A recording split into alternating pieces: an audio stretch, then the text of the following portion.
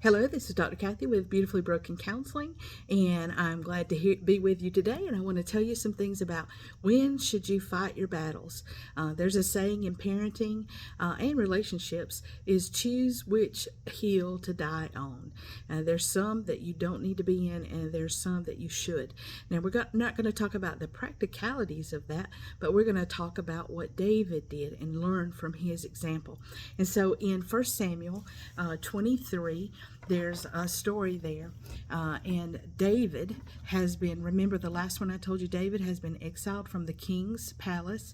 The king Saul was jealous of him, sought to kill him, but then God winked at him, and he gave him back the sword that he used to kill Goliath when he was a young man. And so now David is in his training mode. He is on the run, but God is still using him and God is with him. So we want to learn how we fight our battles. So in 1 Samuel 23, it says, Then they told David, saying, Behold, the Philistines fight against Keilah, and they rob the threshing floor. That means God's people were being robbed of their grain, of their food. And so David has heard about this. Now, David is not king. Saul should have sent people to deal with this, but he didn't. So this is what David did. He said, Therefore David inquired of the Lord. Listen to that. Before David picked up his sword, he inquired of the Lord, saying, Shall I go and smite the Philistines? And the Lord said unto David, Go and smite the Philistines, and save Keilah. So God is saying, you're the one I have chosen to do this.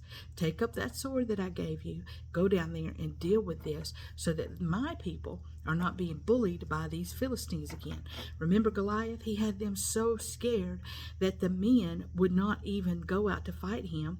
And so they're still up to their mess, the Philistines. Some people think that they may have been associated with the Nephilim, which was half demonic and half human. You can get into all that on your own. There's a lot of details there that says they were men of great renown. They were giants, so they would have been mighty in battle. But God is saying, go down, tell them, I'm not going to tarry with them. I'm not going to put up with it. Just like with Goliath, I am God, I am bigger. And so he's sending David. But then the David's men said unto him, Behold, we are afraid in Judah. They're afraid of the Philistines. And they say to him, How much more then if we come to Keilah against the armies of the Philistines? We're already afraid. So you're telling us we have to go down there and we have to fight these Philistines just based on you going and talking to God? And then it says David inquired of the Lord again. He was humble enough to realize, I could have had it wrong. So I want to go and I want to ask again. So he went to the Lord and he asked him again. And the Lord answered him and said, Arise, go down to Keilah, for I will deliver the Philistines into thine hand. And that's exactly what God did. So I want to apply this to our modern day relationship issues and when we have battles. Now listen, I know as a counselor, there are some battles that some of you are trying to fight that God did not call you to, and now you're trapped. You're trying to rescue people, like rescue children's brothers, sisters, mothers, daddies. You're trying to rescue them when God did not call you to that, because you were not asked to go on the cross. You were not asked to pay for their sins. You were not asked to be their Holy Spirit. And these people half the time are not inviting you because they don't want to get better. And here you go, you spend all of your time and your energy and your effort and your money to rescue someone, and when God did not call you to the battle. When what you should be doing is on your face before God weeping that God will do something in the spirit that makes no sense. That means you have to humble yourself and say, I see this. I see what's going on. But God, did you call me to this? If he didn't call you to this, then stay out of it, because you're going to make a mess. If he calls you to it, though, remember that the battle you're about to undergo, you better be prepared for. Because I can tell you by first-hand experience that it is going to be a battle like you've never had before, probably. And you're going to need God to help you. You're going to need God's permission to go and fight that battle and ask him how to fight it, when to fight it, what to say, what not to say, all of the things. Sometimes we need to do an intervention. And then sometimes we need to back up and say, you have been told that the consequences of your actions will result in A, B, C. and then say, Lord, go and do what you have to do. And if you need my hands, you need my heart, you need my soul to do this, I'll be willing. But Lord, I'm going to stand down until you tell me to go. And many things would resolve better because God would be in charge. I have had women come to me and they are dealing with spouses or husbands that are in addiction. And I tell them the one thing we need to do first is we need to be quiet. We need to go and ask God, is he going to use you for this battle, or is he going to send someone else? And many times they need to be quiet and journal, and they need to chase God's heart with everything they've got. They need to maybe strategically place sticky notes with Bible verses all over the place in the script, in the refrigerator, on their alcohol or whatever, to get their attention. But then there has to come a time when you say, if you keep doing what you're doing, the consequences will be A, B, or C. And then lay it out and let it be. But stop fighting battles that God did not call you into. First, be still, be quiet. God, did you call me to this? Find the answer to that first, because I want you to have successful battles. And not every battle looks like you're winning when you're doing exactly what God called you to do, just like the cross.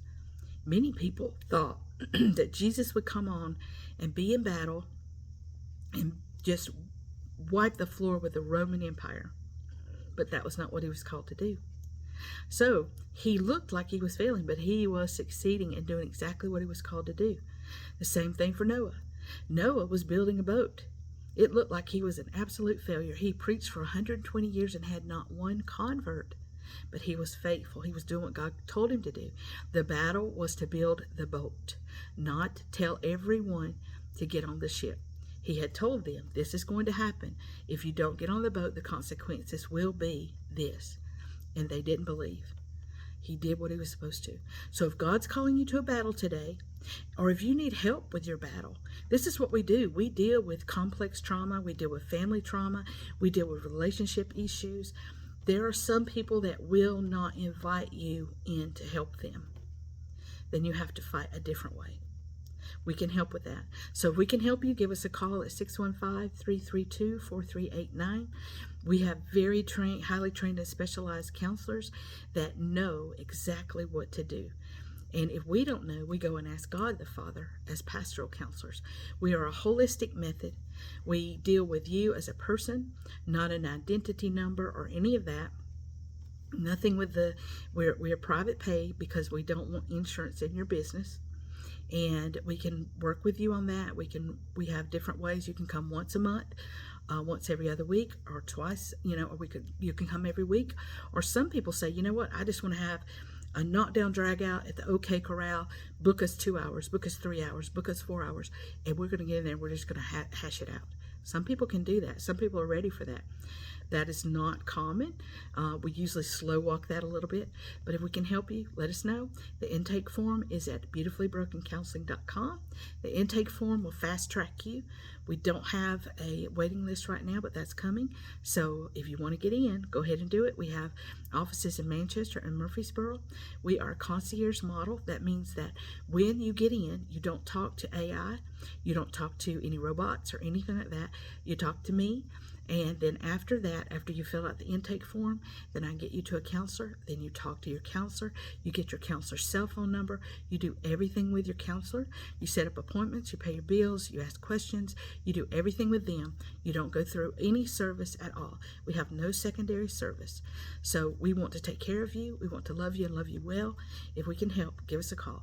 615-332-4389. Have a great day and be blessed and choose your battles wisely.